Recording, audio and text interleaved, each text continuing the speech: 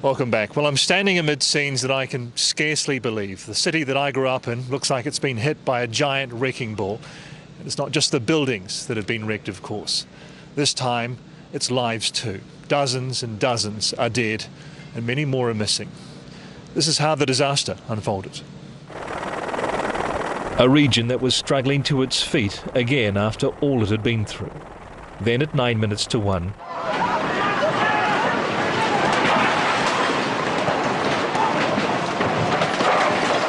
an ordinary Tuesday lunchtime, the earth roars louder, more violently than before.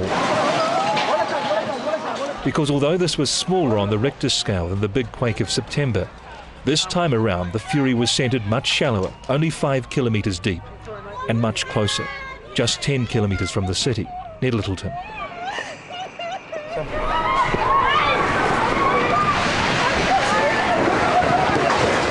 It hit like a bomb. It hit like a blitzkrieg of bombs.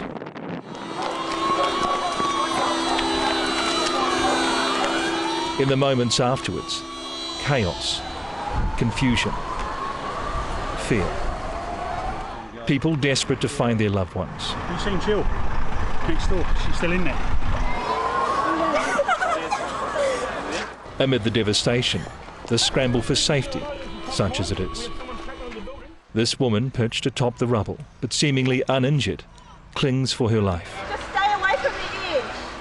The Pine Gould building below her, a crumpled ruin.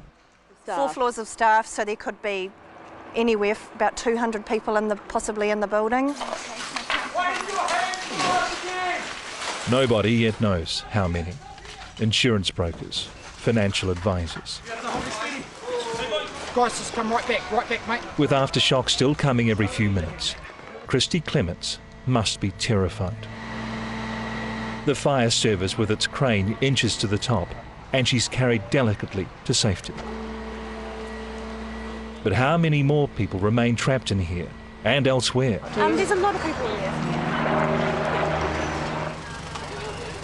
Already the city has run out of ambulances, the need far greater than any city could cope with.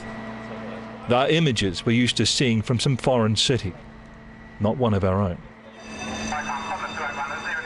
At the press building, the roof has collapsed entirely, leaving workers pinned under their desks, unable to move or even see each other.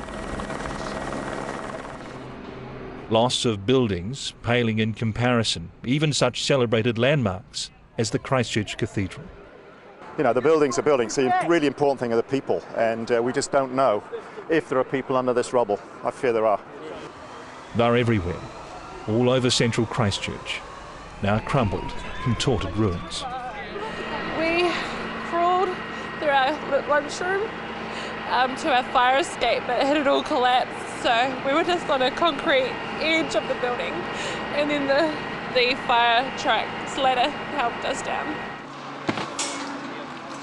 But Pine Gould is clearly one of the worst. I think there's about 10 people still from my work in there. And then a further shake. Another quake. Another quake. Yep. And just 20 minutes after the last, one more. We've just got another aftershock now. It's just shaking away. It wasn't too bad, but it's certainly rocking around. Yet in spite of the ruins, a seemingly barren wasteland of hopelessness can't keep optimism down. Yeah, New Zealand's one of the best countries in the world for this sort of thing, so, you know. Does anyone know what magnitude it was? With not enough emergency services at hand, and the hospital overflowing, the injured are laid out on the grass. The effects on infrastructure are starting to become apparent. The airport closed except for emergency flights. Trains are stopped. Phone networks are jammed. There are widespread power outages. Sorry, it's overloaded, but I'll keep trying, okay? I'll keep trying. Streets are inundated, and with no telling when the next one will hit, the grim march from the central city commences. I just want to reiterate, as the Prime Minister did today in Parliament, the government's total commitment to doing every single thing we can. 4:30 in a live press conference from the bunker at the Beehive. 2 urban search and rescue teams will be flown to Christchurch. The Australians offer specialised personnel. Other international offers of help and expertise flood in. New Zealand leads the world's news once more. Top stories of these. A powerful earthquake hits the New Zealand city of Christchurch. People are dead. And then suggestions that it could be oh so much more devastating. The unfathomable words. Reports now that the suburbs of Brighton and Littleton are unlivable. But it's impossible for cameras to get there at this stage. The rescue efforts seem for now concentrated on the CBD. The 17th story of the Forsyth Bar building. 24 people are being rescued. And the inevitable fear after an earthquake. Fire. The CTV building, Canterbury Television, is destroyed and the flames break out amongst the rubble. One person is confirmed dead, but witnessing the devastation, it seems incredible that a woman is rescued. Just after 5 o'clock, 4 or so hours after the earthquake struck, a state of emergency is declared in Christchurch. Triage centres are set up all over the city. This one in Latimer Square are inundated with the injured, the despairing. And as our cameras find their way further afield, more widespread damage becomes evident. Historic Christ College has collapsed in parts. Thankfully, nobody here is injured. The wreckage of nature's ferocity even more apparent from the air. As news comes in that there are at least 30 trapped in the Pine Gould building, rescuers work frantically to get them out. But already there's one confirmed fatality. With those who have escaped unhurt from elsewhere finding refuge in Hagley Park, which itself shows profound scars. And for the first time, the true toll begins to emerge. So the advice I've had so far is that 65 people have lost their lives. We can't rule out death toll climbing from there. It's inevitable, with confirmation there were people in the spire of the Christchurch Cathedral when it fell. First pictures begin to come through from the air over Littleton and Sumner. Houses teetering on the brink. Some consumed. A school on the edge of destruction. A drawn Deputy Prime Minister fronts the latest press conference from the Beehive. We've also taken up an offer from the Australians for the assistance of further search and rescue personnel. The world is recognising our tragedy. The United States and the United Nations have also offered assistance. The ongoing effort isn't just for those alive and trapped. It's for the recovery of bodies. At the devastated CTV building are being carried out in their numbers. As reports begin to come through that the death toll has risen drastically. We have unconfirmed reports, and I should stress these are unconfirmed reports, that the current death toll of 65 could rise to 200 to possibly 400. With unknown numbers still unaccounted for, the rescue effort steps up during the night. At every turn of the road, fears of more injuries or deaths. Police want nobody out here. Roads that are not impassable are dangerous. With emergency services already stretched to breaking point, more fires. No, just turn that off.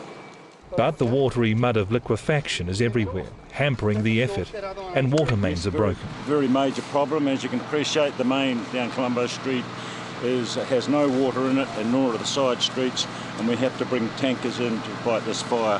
And at the moment, I think we've got it under control. Nervous residents spend a sleepless night plagued by aftershocks, at least 23 since the main quake. What hasn't come down might still. 950 people camp out at welfare centres. They have nowhere else to go.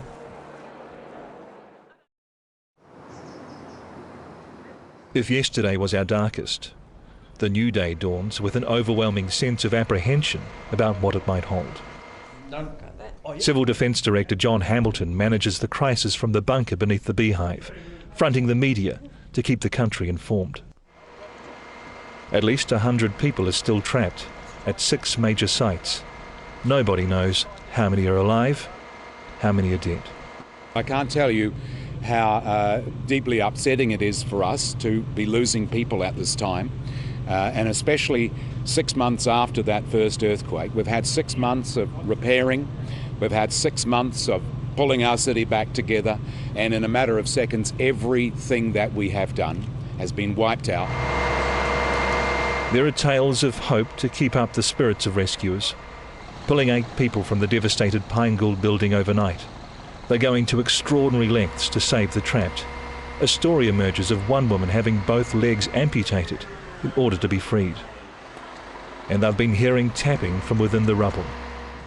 Superintendent Dave Cliff is running the operation. We've tried to get it as quiet as possible overnight so we could hear tapping. The Urban Search and Rescue dogs have been out so they can look for people that are trapped as well. Everything we possibly can do to get those people who are trapped released is our absolute priority. Look, I realise that it's sounding harsh. We know there are individuals who have deceased within the rubble. And look, it is tragic and there's no other word for that, but our priority has to be with the living and rescuing those who could potentially have survived. This will be, the story of the greatest tragedy and also the greatest survival stories. People have walked out of buildings with virtually nothing but a scratch, and others have had the most horrendous injuries, but it really does go from one extreme to the other. In a disaster, death affords little dignity. The authorities can only try their best. Many bodies are now secured at a temporary morgue at the Burnham military camp. Others lie covered up on the streets, while the focus is on survivors. It's more sombre evidence, if it's needed, of the scale of this tragedy. Everyone in the country, it seems, knows someone affected in some way. My own brother helped pull a woman from a bus crushed under the rubble. Her leg was trapped under the seat of the seat in front of her, which had a guy, an old guy on there, sitting in that seat, and he'd already passed. He was just completely squashed. We just sort of grabbed the side of the bus and pulled it away and tried to lift it out so other people could get her leg out. I mean, they were so good at what they were doing. They already had a splint on her leg and got her out through the window on that side of the bus. I guess it's one thing to appreciate that it's going to be bad, but to come face to face with the reality of it. I mean, I didn't get a lot of sleep last night. A lot of shakes, as you know. You were here in town, but I mean, just seeing the old fella's face all the time, and I mean, when you're there, you sort of think about your own family. It's an impact that will be widely felt. Those who have seen too much, some trained to deal with it, most just having to cope. 9:30 this morning, and Cabinet meets to decide whether to upscale the response to a national state of emergency. You can see daylight. 10:30, and one more person has been pulled alive from the pancaked Pine Gould building, and plans to save another. We've got one live victim. The USAR teams, we've got police, ambulance on scene. We are making way into the building to try and extricate the lady. She's conscious, she's talking. She was able to give us a telephone number. We don't know the full extent of her injuries, but obviously she's in there, she's alive, and we're doing everything we can to get that rubble and concrete and twisted steel out of the way. Come up and see if you can see at top level. But the scale of the recovery effort needed becomes more apparent with confirmation of the death toll rising further. We've got 55 bodies in the temporary morgue. Now, those individuals are yet to be identified in terms of confirming who they are with loved ones, but 55 bodies. We have another 20 bodies that we're aware that are yet to be returned to the morgue. But there are 300 reported missing, uncontactable, which doesn't mean necessarily that they're injured or dead, just status unknown. The earthquake that struck the Canterbury region at 10 to 1 yesterday has wreaked death and destruction on a dreadful scale. There is no reason that can make sense of this event, no words that can spare our pain. 11:30, the Prime Minister declares a national state of emergency. We are witnessing the havoc caused by a violent and ruthless act of nature. Many people have lost their lives, families have lost their cherished loved ones, mates have lost their mates. These deaths are the greatest loss. The cost of this carnage is inestimable. Even the cost that must be eventually counted too much to comprehend right now. The several billions of dollars, of course. Then there is the unfathomable, the still unknown number of lives lost, and the inconceivable toll on the living, the lucky to be alive. Well, as you saw there, rescuers have been working day and night searching for survivors and pulling bodies from broken buildings. Some people are entering their second night, trapped, cold, many of them injured. Others are still unaccounted for. One of the saddest scenes is Canterbury Television. Rod Vaughan has been there throughout. It's midnight in central Christchurch. On the corner of Madras and Cashel Streets is all that remains of the 4-storey CTV building.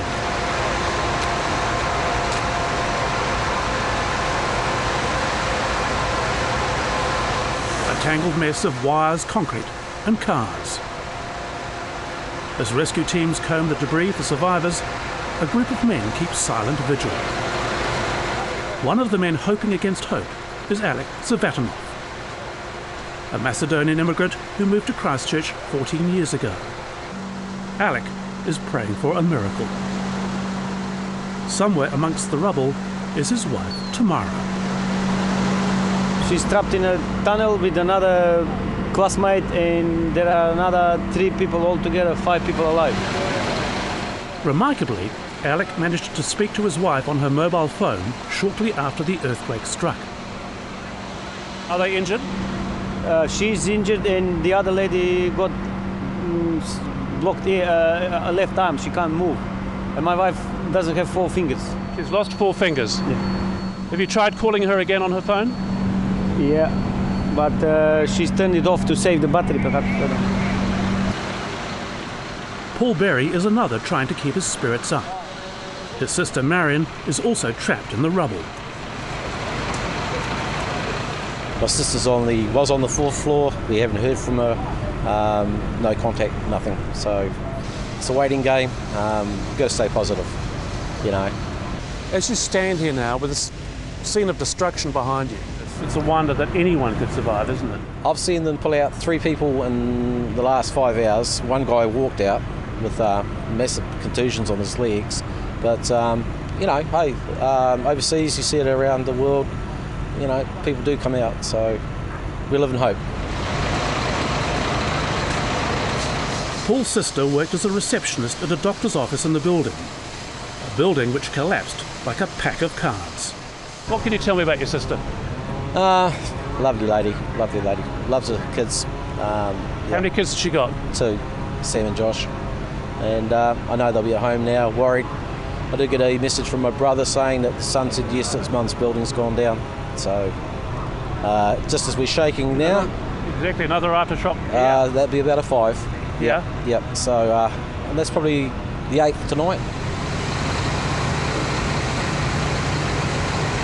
Despite the aftershocks putting the lives of rescuers at risk, the site is a scene of intense activity. Police, firemen, paramedics and search and rescue personnel pick their way through the devastation, looking for signs of life. Heavy machinery is on hand to assist them, but for the moment they're adopting a more delicate approach. It's 3 o'clock in the morning and rescuers are still hoping to find people buried alive under this tangled mass of rubble. But I have to say, it's not looking good. Alec is becoming increasingly distraught and agitated. He's on the phone updating family and friends of the situation. It becomes too much, and he's comforted by 2 companions. Hey guys, please. Paul, though, is putting on a brave face. How confident are you that she's still alive? We've got to stay positive, you know. Yeah, that's all I can do, so basically stay positive, hope that she is. But as the night drags on, there are some ominous signs. Wooden boards and body bags are taken to a corner of the site where diggers are busy removing rubble. And a short time later, rescuers begin the grim task of removing bodies. In the last half hour, 2 bodies have been removed from the site, and the chances of finding anyone alive here now seem very remote. But still, Alec and Paul have not given up hope. A bit of sadness, a bit of worry, but the great team over there, they're doing what they can.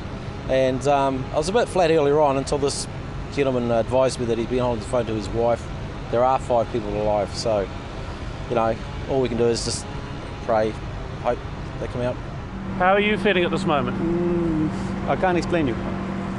How confident are you that she'll come out alive? I'm praying for her. And he has good reason to believe that his prayers may be answered. As the rescuers go about their business, reports come in of people receiving text messages and calls from loved ones buried under the debris. But as the dawn breaks over the city, there's still no sign of 2 women who mean so much to 2 men. Alec's faith is going to be sorely tested. Still, he hasn't told his 10-year-old son and his 8-year-old daughter that their mother is missing. It's an issue that he doesn't want to face on what could be shaping up as the most disastrous day of his life. Tragically, it seems there's going to be no happy ending to this story. The fire service tell us there could be up to 50 people buried in the rubble behind me. Cameras and listening devices have been lowered to detect signs of life, but so far there's been nothing. But one man defied the odds and had a lucky escape. David Horsley, who's nursing a number of injuries, managed to scramble from the building just after the quake struck. I was just about to get in the elevator and the whole building shook violently and collapsed around me.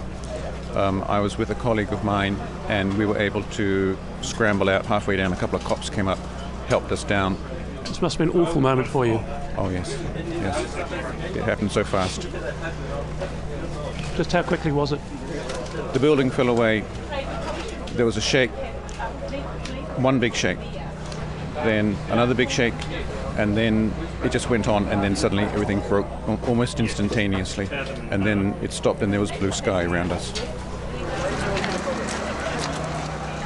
However, his good fortune was not shared by some teenage Japanese students he was escorting to Christchurch to attend an English language course. We know that some of them have got out and have been taken to hospital, various hospitals around Christchurch, and their injuries range from moderately light to quite serious. But I can only account for about half of them at the moment. And the other half? We don't know, but no idea. But later this afternoon, the most terrible of news. The police have confirmed they have abandoned all hope of finding anyone alive in the collapsed CTV building. They say no one could have survived the overnight fires. All search and rescue staff have been relocated to other buildings. For Alec, it's the worst of all blows. He cuts a sad and lonely figure as he waits for a wife and mother who now looks like she will never come home.